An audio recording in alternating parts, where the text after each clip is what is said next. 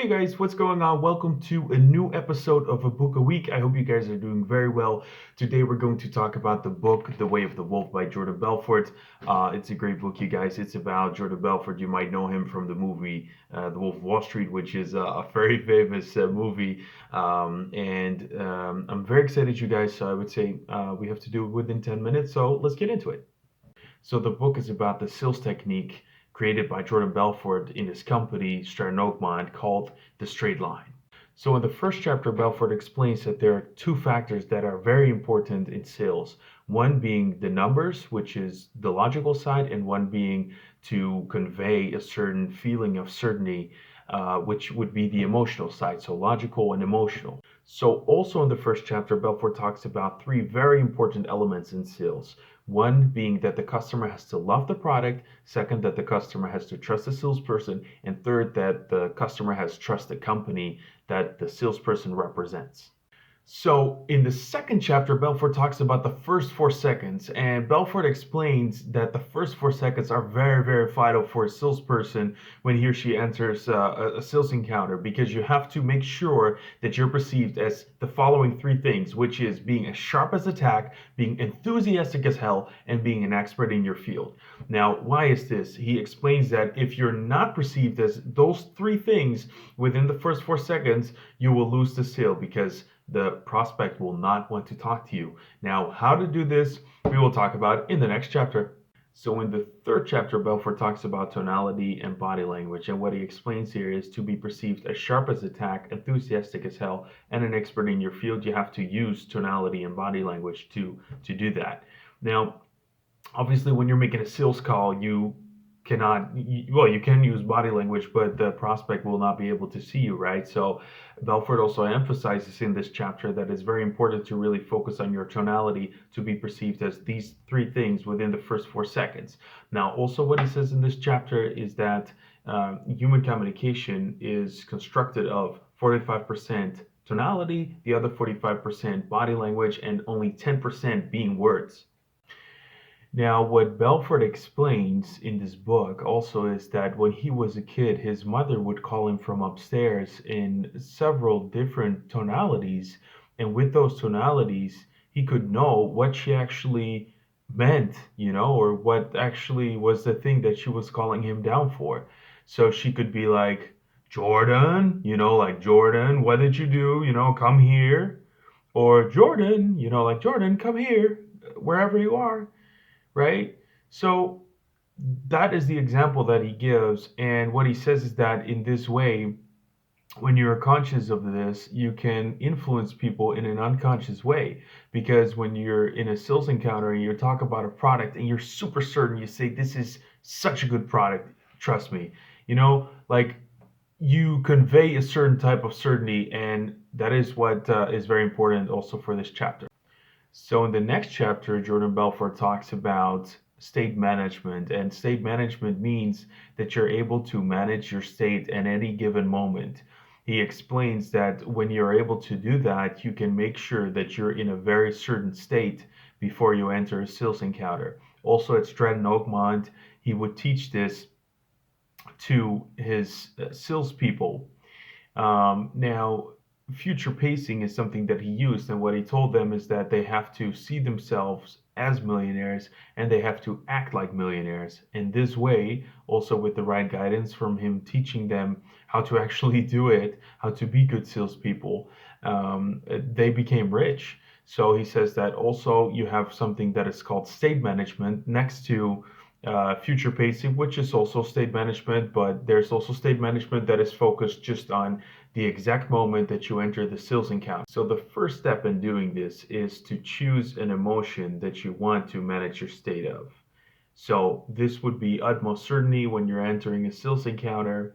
And this is what you have to choose, right? So then the second part is to choose maybe an image, maybe a past experience, something that reminds you of a moment where you had a very good sales encounter and you feel that confidence, or it could be something that you see yourself doing, right?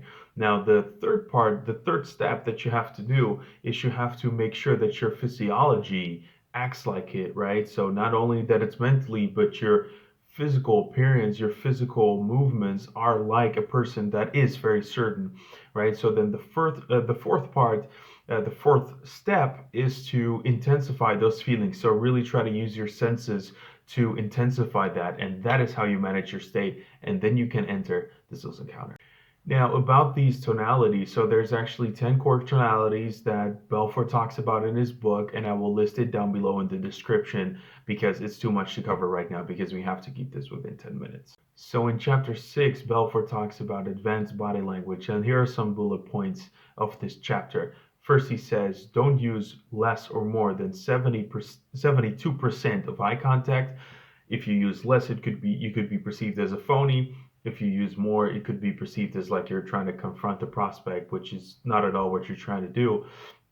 And then the second part is to make sure that you corner off when you talk to someone or try to sell to someone of the same sex because you don't want to confront this person. If it's the opposite sex, you can stand in front of this person. That is no problem. So the third part is that he says keep your hands where the prospect can see them. You don't want to have your hands below your waist. And the fourth part, what Belfort talks about, is that it's important to give a handshake with the same kind of pressure that the prospect gives when you give the handshake. Now, also in this chapter, Belfort talks about active listening and matching and mirroring, which is also very important for the body language part. Why? Because when your prospect is talking, you want to use active listening, which really is listening actively, obviously, to your prospect. But you can do that by letting your prospect know by your tonality, like, right, like nodding and saying, right, okay. So that's active listening, and that's how you can build up rapport with your customer, which is very important. So the other part is matching and mirroring, and then what you have to do is you have to try to talk like the customer, try to act like the customer, a bit of the same words. Obviously, not exaggerating, but you should try to talk at the same tempo. If your customer talks a bit quick, you'd be, yeah, sure, I talk to it quick too. Or slow, you should be like, yeah, of course, right? That is also a very important part of this chapter. You guys keep it in your mind. Now, in chapter 7, Belfort talks about the art of prospecting, and that, in my opinion, is the most vital part of selling, which is asking questions because you have to make sure that the customer that you're trying to sell the product to actually wants to have the product that you're trying to sell. So, he gives the example of selling a pen, like he also did in the movie. And what he says is that what you have to do when you sell a pen, you have to ask someone if this person is in the market for a pen. You have to try to figure out what kind of pen this person likes. And as soon as you know that information and you know it's the right prospect, you know this person likes certain parts about the pen, that is when you can start your pitch and you can start to emphasize the points of the pen that make it the perfect buy for your prospect. So in chapter 8, Belfort talks about the essence of using a script. You should always use a script and make sure that you know it out of the top of your head as soon as you're going to enter a sales encounter, like door-to-door sales, like personal sales. But obviously, when you're calling, you could just use the script. He says it's very important because then you know what to say and when to say and in what scenario. And to really how to build a script, that is too much to cover, you guys, because we have to do this within 10 minutes. If it is that you really find this very interesting, just make sure you get the book because then you will really learn how to make a script. So in the last chapter, you guys, Belfort talks about the essence of looping a sale. And looping a sale is that what I talked about in the first chapter, the three elements of certainty that you have to build with the customer is that you have to make sure the customer is certain about the product, trust you as a salesperson, and trust the company. When you ask for the sale to the customer, so you could say like, sound fair enough, like, so there's nothing that you have to do. It's very easy, and we could fix it for you today. Sound fair enough? So that's how you could close, right? So then the customer could say, give an excuse because the customer is uncertain about one of these three things. So then what you should do in that case, you should say like, okay, I understand totally what you say, but do you like the idea? Just the idea, like, does it make sense to you? And then you it's the money aside tonality, right? And then you can have the customer to say like, yeah, yeah, and then you could say like, definitely, and then you start a new pitch to make the customer more certain or the prospect more certain about the product, right? But if the prospect says no, then you should close the sale because then the prospect is not interested. Okay, you guys, this was everything for today. I don't know if I really got to 10 minutes. I think I'm very close though. I should really try to keep it within 10 minutes because that is really my goal. You guys, thank you so much for watching. I hope you learned a lot of it. Definitely make sure you get the book if you're really interested in it. If you want to enhance your communication, if you want to enhance your sales skills, then make sure you get the book. This was a book a week. Thank you guys for watching, and I'll see you next week with a new book.